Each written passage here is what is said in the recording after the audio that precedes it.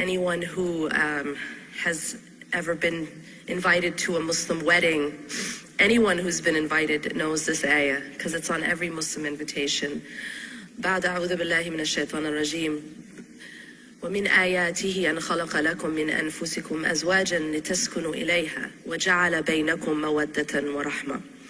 And from among his signs is this, that he created from you, for you, spouses, that you may dwell in tranquility with them, and he put love and mercy between you. Now there's a lot that we can take from this ayah, but the reason I want to begin with this ayah is because the topic today is about bridging this gap in terms of family, bridging the gap between ideal and reality. But before we can bridge that gap, we have to know what ideal is. What does Allah subhanahu wa ta'ala say should this relationship be based on? And so I want to make a couple reflections about this ayah because it gives us that foundation of what this relationship should be based on. And I want to make another very important point, because I believe that a lot of our families have fallen apart because of losing this one concept. And that is that I believe that a lot of our families, once children come into the equation, the foundation of the family no longer becomes the marriage, and it becomes the children. And that's actually a mistake. The foundation of a family is the marriage. And when the marriage is strong, the family is strong. But when we start to shift that focus, and instead we give precedence and we in fact do injustice to the marriage for the sake of the children, when we do that, we are actually harming the children and the marriage and the family. And so what we have to do from the very beginning is understand that the foundation of a strong family is a strong marriage. And this idea that investing in your marriage is being selfish needs to be removed. That people need to go back to investing in their relationship, and they need to stop making the entire focal point the children. That becomes unhealthy, not only to the children, but even to the marriage and the family itself. As I put it, a lot of our parents, they start to take their children and put their children at the center and do tawaf around them. Like literally put the children, let's be honest, namely the boys, the sons, they put them at the center and they do tawaf around them. And what happens is this creates a lot of issues, social issues, psychological, a lot of problems because of this lack of balance, where you've taken your child is where the sun, S-U-N, rises and sets, right? And this is a problem for many reasons, but one of the reasons which is relevant to what I'm speaking about today is it can do injustice to the marriage. Because what happens, and I'll just give you one example, things like mothers sleeping next to their child and the husband sleeping alone. This is an imbalance. This isn't the way that the structure should be in a family. The foundation is the marriage, and that is the center and the foundation of the rest of the family. But when people shift that balance and make it imbalanced, that's when you get problems later on. And you find many cases then later on where the marriage, or rather the husband and the wife, have become just parents. They've become just parents living under a roof, right? Over time. Well, what happens when you neglect a relationship? What happens if you neglected a relationship with a friend or a colleague or anyone? What happens is you start to move apart. And what happens in these situations is that these people have neglected their relationship for so long that over time they just became two parents living under one roof. And some stay together just for the children.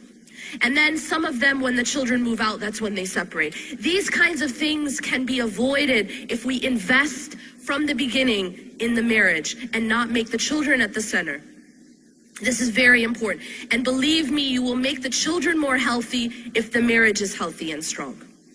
So Allah subhanahu wa ta'ala says, وَمِنْ آيَاتِهِ أَنْ خَلَقَ لَكُم مِّنْ أَنفُسِكُمْ أَزْوَاجًا لِتَسْكُنُوا إِلَيْهَا وَجَعَلَ بَيْنَكُم مَّوَدَّةً وَرَحْمَةً. So the first thing I want to reflect upon in this ayah is the sukoon part. That Allah says that we're supposed to find tranquility in our spouses. Now, this isn't always the case, but it's important for us to know how it should be so that we can recognize when something has gone wrong. We have to be able to know how it should be so we can recognize when something goes wrong, right? And if something goes wrong, we should know how to respond. So to begin with, how should it be? Well, it's supposed to be a place of tranquility. The marriage is supposed to be a place of sanctuary. It's supposed to be a shelter from the storm. It's not supposed to be the storm that you leave the house to go to shelter.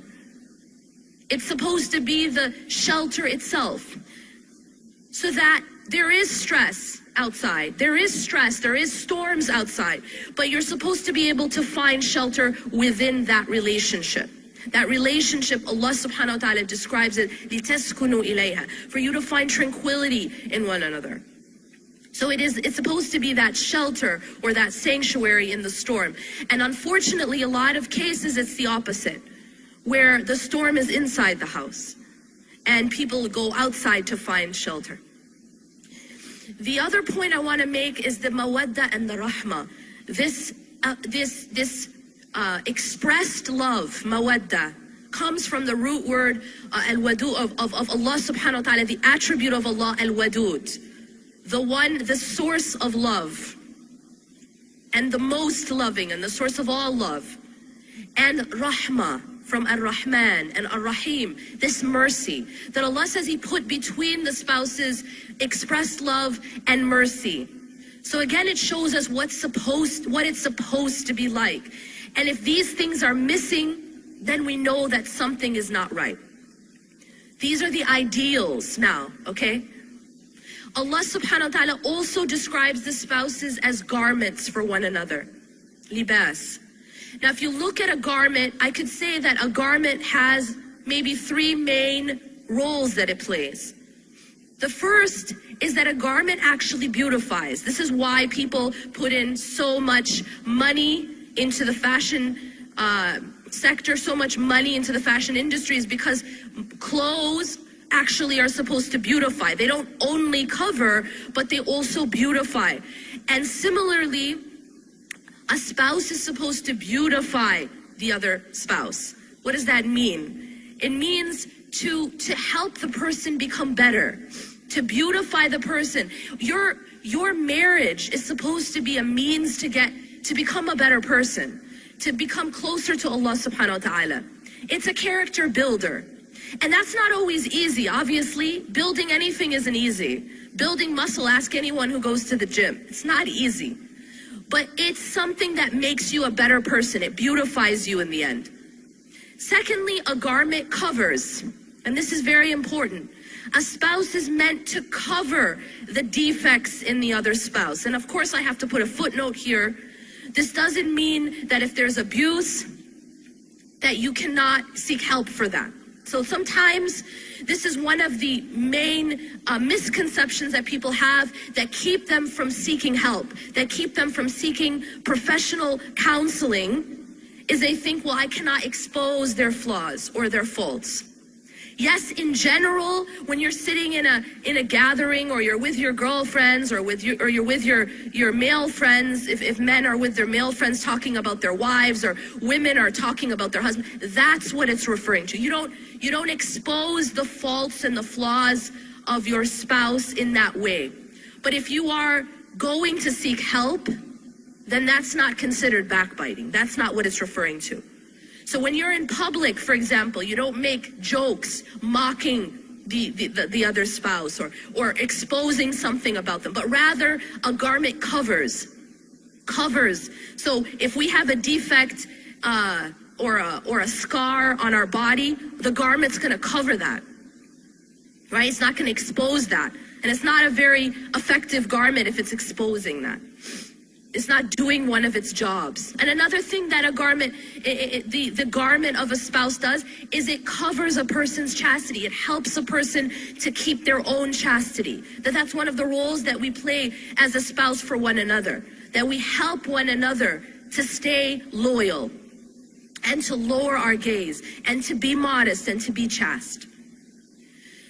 And lastly, it protects from the cold. For example, right now, we're in the middle of winter in Toronto. So it's cold, it's been snowing. But you put on a jacket and that keeps you warm. So the garment in that sense is protecting you. It protects you, garments protect you from rain. If you put on a rain jacket, it protects you from rain. It protects you from cold. It protects you from heat if you put on certain garments to cover you from the sun. And in the same way, your spouse is supposed to protect you. A spouse is supposed to be a protector for the other spouse. Now, I've talked briefly, very briefly, about the ideal. But in life, we don't always get the ideal. You know, as Allah subhanahu wa ta'ala teaches us the very powerful and beautiful dua in the Quran, رَبَّنَا هَبْ لَنَا مِنْ أَزْوَاجِنَا وَذُرِّيَّاتِنَا قُرَّةَ أَعْيُنٍ وَجَعَلْنَا لِلْمُتَّقِينَ إِمَامًا. Is a very important word in this dua, and that's hablana. Oh Allah, give us the gift. See, give us the gift of making our spouses and our children the coolness of our eyes, a source of comfort. But see, notice that the word used here is gift. Hiba is a gift. Hablana, give us the hiba, the gift of this, which means, now what, a gift, is a gift deserved, or can you buy it? You know, someone's giving you a gift. Have you paid for it? Do you necessarily deserve it? No. A gift is just given because the giver is generous. And the giver is Al-Wahhab, and he loves to give gifts. So we have to also recognize that this is a ni'mah. It's a blessing. It's a type of provision, but it isn't necessarily something that everyone gets. And it isn't necessarily something that's only given to the deserving. This is a very important point as well, because we have a lot of judgmental attitudes in our community. For example, when we see families that are going through difficulty, when we see broken families, when we see divorces, when we see children who are suffering, we, standing from where we are, perhaps maybe we've been gifted with our children and our spouses being the coolness of our eyes. It's a gift. But maybe we're looking at others and judging them. That maybe they're not as good as us, and that's why they got divorced. And that's why their kids are off the right track. You know what I'm saying? This very judgmental and honestly arrogant attitude. And by the way, it's extremely dangerous, because guess what happens when you are not grateful for a gift? When you are not grateful for a gift, you can become tested in those gifts, and those gifts can be taken away from you. It's like a person who's been gifted with health and looks at someone who's sick and judges them and says, you know what, it's because they're just not as good as me. They don't work out as much as me, or they don't eat as much raw, organic, green vegetables as me. You know what I mean? And you judge that person, and you shame that person. We would never do that. Because we realize that health is a gift, hopefully. Same thing with wealth. If you have money, you've been gifted with that money. Don't think that it's only because of your hard work. Because guess what? There are children working in sweatshops who are working harder than you. And they're not making the money you're making. So at the end of the day, we have to understand that all these things are provisions and they are gifts. And Allah very accurately puts it, He uses the word hiba, which is a gift. رَبَّنَا هَبْ لَنَا مِنْ أَزْوَاجِنَا وَذُرِّيَّاتِنَا قُرَّةَ أَعْيُنٍ. That make our spouses and our children the coolness of our eyes. This is a gift. So be careful. If you have it, be grateful. Don't be arrogant. And do not take credit for it. That's very important. I'll tell you one of the pitfalls we fall into as parents and as spouses. Imagine that you've been gifted with a righteous child. Please don't take credit for it. Please thank Allah. Please be grateful. Because I will tell you, you are not better than Nuh alayhi salam.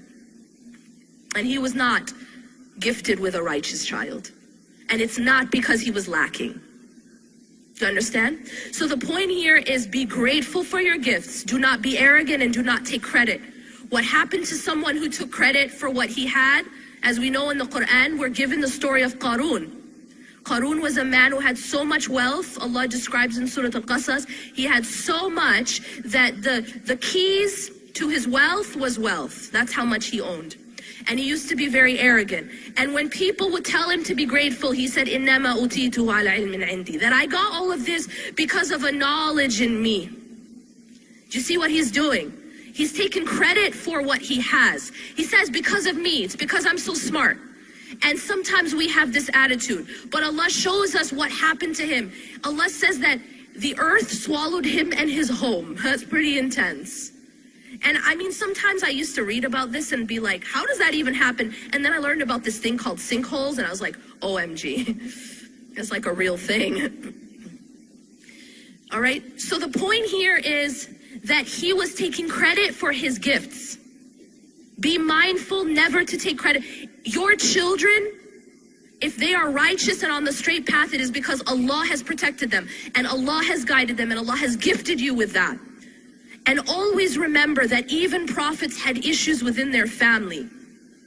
Lut alayhi salam's wife was not righteous. That's not because he was a bad husband. Ibrahim alayhi salam's father was one of those who was making the idols. Asiya alayhi salam, she was married to the worst tyrant who walked the earth, who used to say, Ana rabbukumul a'la, I am your Lord Most High. Why do we learn about these stories? Because on the one hand, yes, Allah subhanahu wa ta'ala tells us the ideal. He tells us how it should be. But then he's also giving us examples that even the most righteous had issues in their family. And we need to, number one, stop being so judgmental. And stop thinking that we are better because we've been given a specific gift and someone else hasn't. Allah subhanahu wa ta'ala, he passes out his gifts according to his wisdom. It doesn't mean that if you're better, you get this gift, and if you're worse, you don't get that gift. That's not how it works. Because as you know, some of the worst people have health, have wealth, and even have good families, isn't it? We have people who may curse Islam, and they're still given some of these things. So don't think that way. Now, what should we do? I don't have much time left, but what I want to leave you with is a principle. Sabr doesn't mean turning the other cheek. Patience, sabr, doesn't mean you allow yourself to be abused. It is not righteousness to allow yourself or your children to be abused.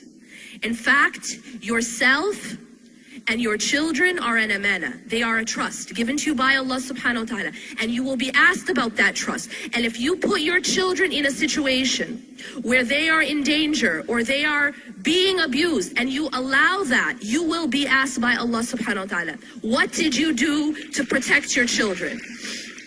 So please, please do not swallow this narrative that you're being righteous by turning the other cheek and being passive. You're not. That's not what the Prophet ﷺ said to do. He said, if you see something wrong, you have to try to change it. Please don't buy into this idea that Islam is a passive deen. It's not. It's extremely active. It is an active deen. We're supposed to be people of action. When we see injustice, we have to take action. We cannot turn the other cheek. That's a different religion. That's not our religion. So when you see something wrong, the Prophet ﷺ said you have to try to change it with your hand. And if you cannot, then with your tongue, by speaking out against it. And if you cannot do any of that, then at the least you have to hate it in your heart. And this is the weakest of Iman. Look at that. The Prophet ﷺ has linked Iman, faith, with taking action against injustice. So don't let anyone make you believe that you are being a more righteous Muslim by putting up with injustice, by putting up with abuse. It is part of your worship to take action against abuse and against injustice. Allah subhanahu wa ta'ala does not approve of injustice by himself or by anyone else. There's a hadith in which the Prophet ﷺ said, help your brother if he is the oppressor or he is oppressed. أو كما قال. Whether help your brother if he is the oppressor or he is oppressed. And the companions said, we know how to help him if he is the oppressed, but how do we help him if he himself is the oppressor? And the Prophet ﷺ said, by stopping him from oppressing. That's how you help your brother or your spouse, is by stopping them from oppressing.